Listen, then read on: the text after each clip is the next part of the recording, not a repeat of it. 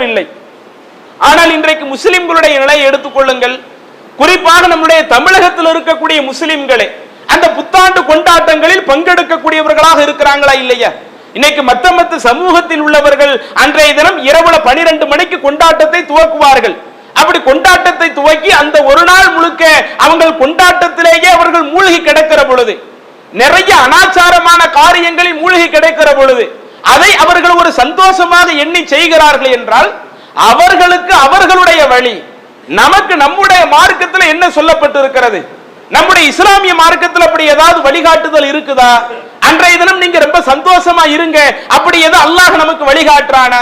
எந்த ஒரு வழிகாட்டுதலும் இல்லை. ஆனா இன்றைக்கு முஸ்லிம்களை எடுத்துக்கொண்டால் நம்ம மக்களும் என்ன செய்கிறார்கள்? அந்த புத்தாண்டு தின கொண்டாட்டம் என்று சொல்லி ஏராளமான கேளிக்கை நிகழ்ச்சிகளில் ஈடுபடுகிறார்கள். இன்னும் சொல்ல போனால் அந்த கேளிக்கை என்று வந்துவிட்டால் அனாச்சாரமும் கூட சேர்ந்து வந்து விடுகிறது. மற்ற நாட்களில் எல்லாம் சில விஷயங்களை தவறு என்று பார்க்கக்கூடியவர்கள் அதுவே ஒரு கேளிக்கை ஒரு அனாச்சாரம் என்று வருகிற பொழுது அதை ஒரு தவறாக பார்ப்பது கிடையாது. ஆணும் பெண்ணு சேர்ந்து நின்னா என்ன தப்பு?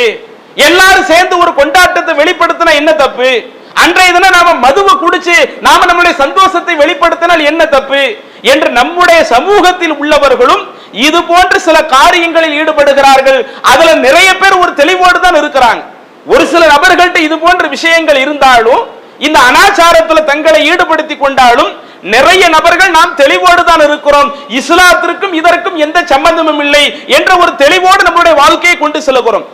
ஆனா நம்மள்ட்ட இருக்கிற வேறு சில பிரச்சனைகள் என்ன? இன்றைக்கு அந்த புத்தாண்டு தினத்தில் எப்படி ஒரு பக்கம் கேளிக்கை நிகழ்ச்சி என்று மார்க்கத்திற்கு மாற்றமான பல காரியங்கள் நடக்கிறதோ அதே போல ரிசர்வேஷன் என்று சொல்லக்கூடிய ஒரு முறையும் அந்த புத்தாண்டு தினத்திலே ஒன்றை எடுக்கிறார்கள். அப்படின்னா என்ன? ஒவ்வொரு வருடங்கள் பிறக்கும் பொழுதும் நமக்கு நாமே ஒரு உறுதிமொழியை எடுத்துக்கொள்ள வேண்டும். நாம இனிமே எந்த தவறுகளை செய்யக்கூடாது. கடந்த வருஷத்துல நம்மள்ட்ட தண்ணி அடிக்கிற ஒரு பழக்கம் இருந்துச்சா? இனிமே இந்த வருஷத்துல நாம அந்த தப்பை பண்ணக்கூடாது. கடந்த வருடத்துல வேற ஏதாவது ஒரு குற்றம் நம்மள்ட்ட இருந்துச்சா? நாம இப்ப அந்த தவறுகளை செய்யக்கூடாது என்று கடந்த காலத்தில் செய்யக்கூடிய தவறுகளை இனி வரக்கூடிய வருடங்களில் செய்யக்கூடாது என்று உறுதிமொழி எடுக்கிற ஒரு பழக்கம் இது ஒவ்வொரு வருடமும் மக்களுக்கு மத்தியில் இருக்கக்கூடிய ஒரு பழக்கமாக இருக்கிறது.